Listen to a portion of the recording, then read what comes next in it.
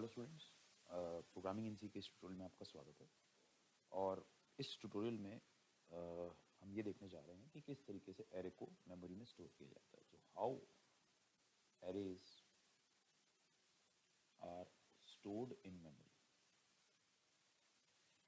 तो अगर आपने प्रीवियस ट्यूटोरियल्स मेरे चेकआउट नहीं किए हैं एरे पे, तो पहले आप प्लीज़ वो देख लीजिए, तो आपको थोड़ा सा ये समझ में आएगा, आइडिया आएगा कि एरेज क्या हैं, है ना, किस तरीके से उन्हें मेमोरी एलोकेट की जाती है। और इस ट्यूटोरियल में मैं आपको समझाऊंगा कि किस तरीके से एरे को मेमोरी में स्टोर किया जाता है। तो स्टूडेंट्स, एरे को मेमोरी में कॉन्जिक्यूटिवली स्टोर किया जाता है, यानी कि फॉर एग्जांपल अगर आपने एक एरे क्रिएट करी है इंटीजर x5, यानी कि x नाम की एक एरे है और x नाम की एरे के अंदर जो है 5 एलिमेंट्स हैं। तो इस पर्टिकुलर x नाम की एरे को मेमोरी के अंदर कॉन्जिक्यूटिव लोकेशंस में इनके जो एलिमेंट्स हैं उनको कॉन्जिक्यूटिव लोकेशंस में स्टोर किया जाएगा, राइट। 1 2 3 4 एंड 5। तो मेरा जो पहला एलिमेंट है, मान लीजिए मेरी इस एरे का नाम है x, मेरा जो पहला एलिमेंट है वो यहाँ पर है। First element is here, second is here, third is here, fourth is here and fifth is here.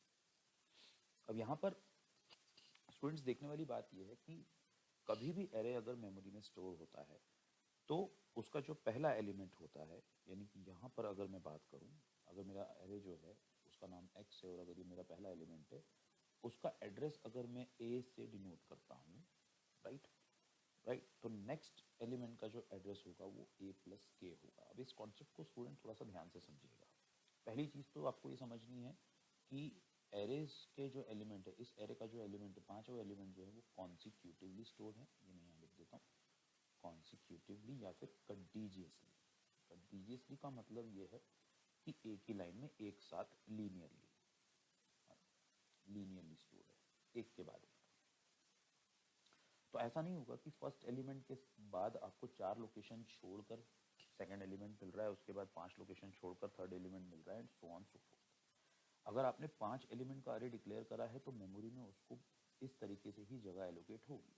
First के बाद सेकंड, सेकंड के बाद थर्ड, थर्ड के बाद फोर्थ, फोर्थ के बाद fifth and so on so fourth, depending upon the size of अरे।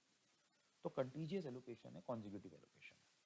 अब आते हैं हम इसकी एड्रेसिंग स्कीम पे। क्यों? क्योंकि हमने अगर इसे मेमोरी में स्टोर किया है तो जाहिर सी बात है इसके एलिमेंट्स को कहीं ना कहीं एड्रेस भी मिला होगा। मैं उस एड्रेस को अभी ए से डिनोट कर रहा हूँ। तो ए मेरा इस अरे के रिस्पेक्ट में बेस एड्रेस कहलाएगा। बेस एड्रेस का मतलब ये है कि वो एड्रेस जहाँ से मेरा अरे स्टार्ट हो रहा है यहाँ पर, यानी कि जहाँ से मेरे अरे का फर्स्ट एलिमेंट मिलेगा, प्राप्त होगा। ठीक है, यानी कि बेस एड्रेस यानी कि मेरा स्टार्टिंग एड्रेस। तो ए क्या है मेरा यहाँ पर? Starting address. ठीक है।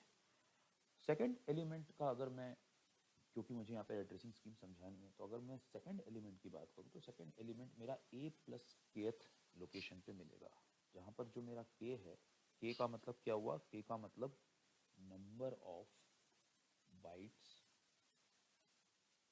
पर एरे एलिमेंट।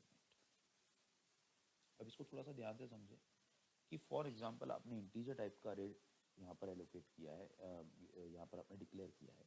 इसका मतलब ये है कि जाहिर सी बात है हर एक एलिमेंट को, अगर मेरे उस कंपाइलर के अंदर में मेरा इंटीजर 4 बाइट का है तो हर एक एलिमेंट को 4 बाइट की जगह मिलेगी, राइट। अगर मेरे पहले एलिमेंट का जो इंडेक्स है, मेरे पहले एलिमेंट का जो बेस एड्रेस है, माफ़ कीजिएगा, अगर ए है, मान लीजिए ए की वैल्यू अभी हम मान के चलते हैं कि 200 है। ठीक है। तो अगर मुझे मेरे पहले एलिमेंट का एड्रेस चाहिए, यानी मुझे बेस एड्रेस चाहिए, यानी कि मुझे इस फर्स्ट एलिमेंट का अगर एड्रेस चाहिए, तो मुझे कुछ भी नहीं मेरे पास, मुझे मालूम है कि इसका बेस एड्रेस जो है 200 है, यानी कि मेरे जो फर्स्ट एलिमेंट का एड्रेस है वो 200 है। लेकिन अगर मुझे सेकेंड एलिमेंट का एड्रेस चाहिए तो वो 201 नहीं होगा।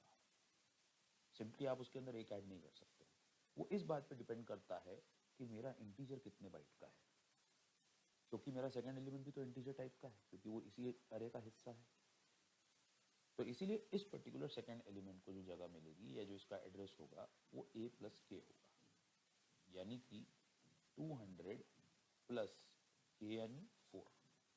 4 क्यों? क्योंकि नंबर ऑफ बाइट्स पर एरे एलिमेंट मुझे 4 ही मिली है, हर एक एलिमेंट के लिए मुझे 4 बाइट मिली है। तो इसका मतलब मेरा जो सेकेंड वाला एलिमेंट का एड्रेस होगा वो मेरा होगा 204, राइट। तो इसी तरीके से अगर मुझे किसी पर्टिकुलर एलिमेंट का एड्रेस निकालना है तो जनरलाइज्ड फॉर्मूला है, और वो फॉर्मूला ये कहता है कि अगर आपको फॉर एग्जांपल ith एलिमेंट का एड्रेस निकालना है, माफ कीजिए एक्स आई लिखना है, एक्स आई निकालना है, एड्रेस निकालना है, तो आप क्या करेंगे, a plus I multiplied by के। मान लीजिए यहाँ पर मुझे फोर्थ एलिमेंट का एड्रेस निकालना है, राइट। तो फोर्थ एलिमेंट का जो एड्रेस होगा, यानी अगर मुझे x4 निकालना है, लेकिन यहाँ पर x4 नहीं होगा, वो x3 होगा। वो क्यों 3 होगा, क्योंकि एरे का जो इंडेक्स है वो 0 से स्टार्ट होता है, और उसे मैं नेक्स्ट ट्यूटोरियल में आपको क्लियर करूंगा कि एरे का इंडेक्स 0 से स्टार्ट होता है तो क्यों होता है। तो यहाँ पर मेरा बेस एड्रेस क्या है, 200 प्लस आई की वैल्यू कितनी है 3 मल्टीप्लाइड बाय के, यानी कि नंबर ऑफ बाइट्स पर एरे एलिमेंट। तो 200 प्लस 3 इंटू 4 कितना होगा 12। तो यानी कि मेरा जो एड्रेस होगा फोर्थ एलिमेंट का, यहाँ पर ये 3 नहीं है, फोर्थ एलिमेंट है, ठीक है। क्योंकि जो भी एरे का इंडेक्स स्टार्ट होगा वो स्टार्ट होगा 0 से, तो 0 मैं यहाँ लिख देता हूँ इंडेक्स। तो आपको नेक्स्ट ट्यूटोरियल में हम इसी को कंटिन्यू करेंगे, 1 2 3 4। तो यानी कि जो मेरा फिफ्थ एलिमेंट है उसका इंडेक्स 4 है। यहाँ पर मैं x3 लिख रहा हूँ, इसका मतलब मैं इस पर्टिकुलर एलिमेंट की बात कर रहा हूँ जो मेरा फोर्थ एलिमेंट है। तो फोर्थ एलिमेंट मुझे कौन से इंडेक्स पे, कौन से एड्रेस पे मिलेगा, 212 पे, राइट। सो नेक्स्ट ट्यूटोरियल में स्टूडेंट्स हम ये डिस्कस करेंगे कि क्यों एरे का जो इंडेक्स है वो 0 से स्टार्ट हो रहा है, राइट, क्या इसकी वजह है। तो ये हम नेक्स्ट ट्यूटोरियल में स्टूडेंट्स देखेंगे। तो अगर ये ट्यूटोरियल आपको समझ में आया तो प्लीज़ सब्सक्राइब कीजिए, लाइक कीजिए और आगे से बढ़ाइए। Thank you students, thank you very much.